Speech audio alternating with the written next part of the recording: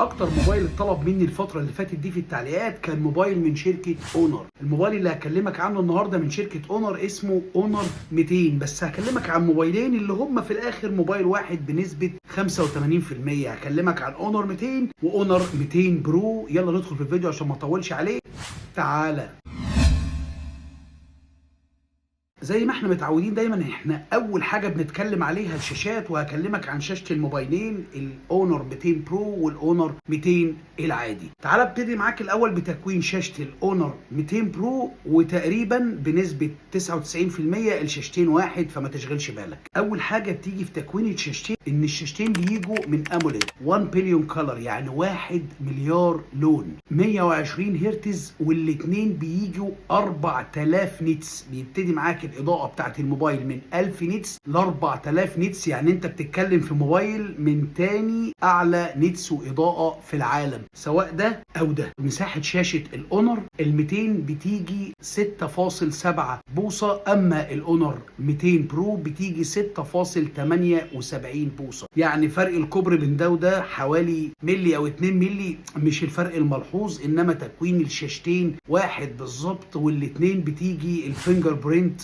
تحت الشاشه وكله تمام، مفيش اي اختلاف في الشاشات. وبالنسبه للاونر 200 برو بشهاده حمايه IP65، انما ما ذكرتش نفس الحمايه في الاونر 200، بس غالبا الاثنين هيجوا بنفس طبقه الحمايه بالظبط، مفيش اي مشكله خالص. طبعا زي ما احنا متعودين ان احنا بعد ما بنتكلم على الشاشات بنتكلم على طول على الكاميرات، وبرده تقريبا بنسبه يمكن 99% الكاميرات واحد. مبدئيا انت زي ما انت شايف شكل الكاميرات في الظهر كده، تحس ان هم رصين الكاميرات كلها جوه صابونه كده صغيره على جنب. في بعض الناس هيعجبها الشكل ده، انا واحد من الناس بصراحه الشكل ده مش عاجبني. بس تعال نتكلم على الكاميرات عشان ما اطولش عليك. بيجي معاك كاميرا اساسيه 50 ميجا بكسل، دي الكاميرا الوايد، اما الكاميرا الثانيه 50 ميجا بكسل تليفوتو، اما الكاميرا الثالثه بتيجي 12 ميجا بكسل الترا وايد. الثلاث كاميرات اللي هنا هم الثلاث كاميرات اللي هنا، والجهازين بيصوروا 4K.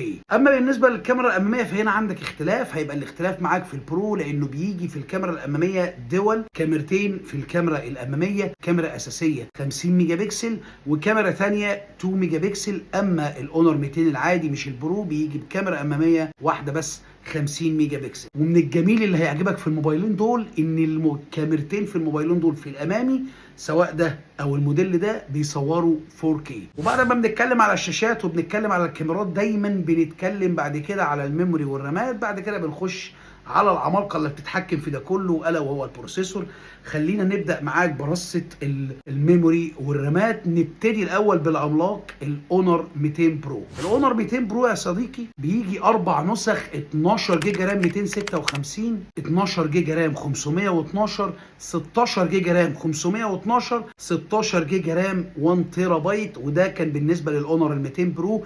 اما بالنسبه للميموري والرامات اللي بتيجي في الاونر 200 العادي فده بيجي خمس نسخ، نفس النسخ اللي احنا قلناها بالظبط، بس بيبتدي ب 8 جيجا رام 256، 12 جيجا رام 256، 12 جيجا رام 512، 16 جيجا رام 512، 16 جيجا رام 1 تيرا بايت. وتعالى ننقل على العملاق البروسيسور اللي جاي في الموبايل. اعرف ان سناب دراجون راشق في الموضوع. الاونر 200 برو بيجي ببروسيسور من العملاق الامريكي سناب دراجون 8 اس جين 3 4 نانومتر. اما بالنسبه للاونر 200 العادي بيجي برضو من العملاق الامريكي كوالكوم سناب دراجون 7 جين 3 برضو 4 نانومتر. بص هو البروسيسور ده والبروسيسور ده قريبين جدا من بعض، مش بعاد عن بعض قوي، بس لو انت غاوي تصوير اكتر غالبا هتتحكم معاك البروسيسور بتاع الاونر 200 برو هيكون في التصوير افضل بكتير، وتوفير الطاقه في الالعاب سنه. ده مش معناه ان البروسيسور ال 7 جين 3 ده وحش او مش كويس، لا هو جميل جدا، بس انا بكلمك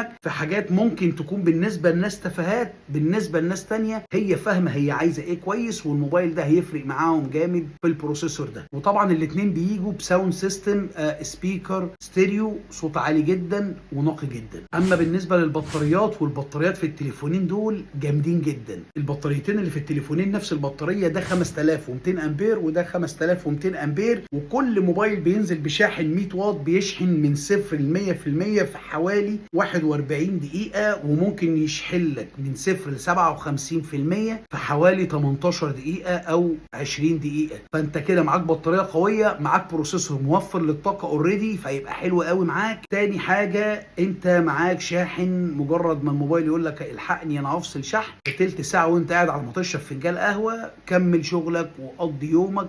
انت معاك 57% في 18 دقيقة. تخيل بقى يا صديقي كل الامكانيات الجبارة اللي انا قلتها لك دي، وسعر الجهاز ده بيبتدي معاك في البرو اللي هي النسخة العالية بيبتدي معاك من 485 دولار، يعني اقل من نص السعر بتاع مثلا لو انت هتجيب ايفون 15 برو ماكس، او نص السعر لو انت هتجيب جالاكسي اس 24 الترا. تابعنا يا صديقي لو انت اول مره تشوفني، احنا بنعمل فيديوهات مقارنات بين موبايلات الايفون والموبايلات الفلاج شيب حول العالم، وبنحاول وبنسعى جيدا ان احنا نجيب لك اماكن موثوق منها تقدر تقوم بيها بخدماتك التكنولوجيه، سواء كانت موبايلات او كمبيوتر بي سي او لابتوب او ما شابه ذلك. تابعنا على الفيسبوك بيج احمد_تربو، بنجيب عليها عروض ان شاء الله تعجبك. حابب تشوف فيديوهاتي منسقه تحت بعضيها، هتلاقيها على اليوتيوب تشانل احمد تربو. اتمنى ان انت تتابع القناه وتفعل زر الجرس عشان يجيلك كل جديد ان شاء الله. مستني رسائلك على الانستجرام، اعذرني لو بطول في الرد عليك، ضغط رسائل مش اكتر والله. كان معاك احمد تربو،